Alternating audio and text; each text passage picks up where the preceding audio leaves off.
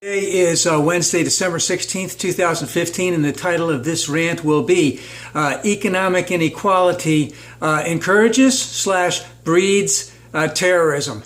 Now, this is based on an article by Thomas Piketty, a world-renowned economist. I believe the article was in Monde, talking about how it breeds terrorism.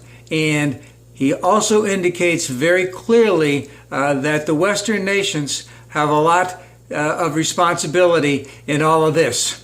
Now, this is not going to get anywhere with our sisters and brothers on the right, because once she mentions that, then it's going to go back to the blame America first crowd, is that everything is hunky-dory, and we just want to muck things up and blame America and blame the West for all the problems that are going on in the Middle East.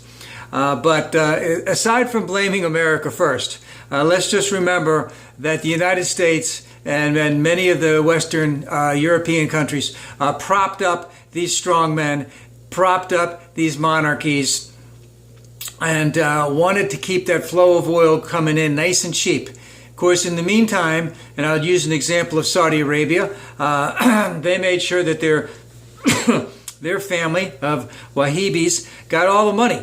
And not a lot of other people in Saudi Arabia get the money. And that they almost have a complete police state that's out there right now.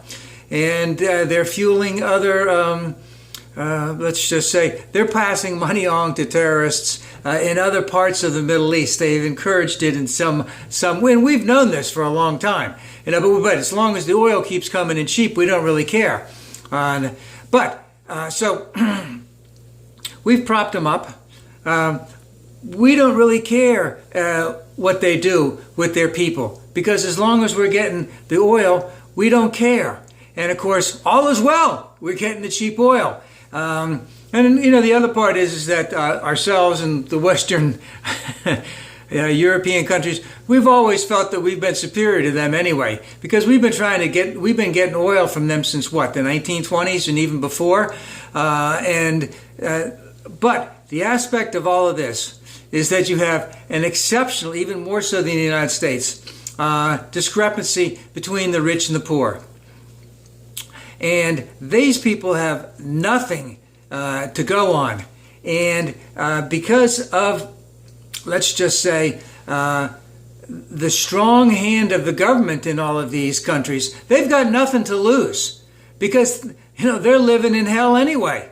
Of course they're going to go to heaven. They've lived in hell. So the idea that economic inequality breeds terrorism, encourages terrorism, is something that needs to be looked at. It needs to be looked at by the Western nations. And not in the sense that we want to blame everyone in the past. What can we do in the future? What does the future lie? How can we help these countries transition to some type of representative democracy? How can we transition these countries to invest more in education? How can we transition these companies to allow more civil rights for women, economic rights for women, legal rights for women? How can we do all that? How can we be nurturingly, not nudging them, but pushing them to this position?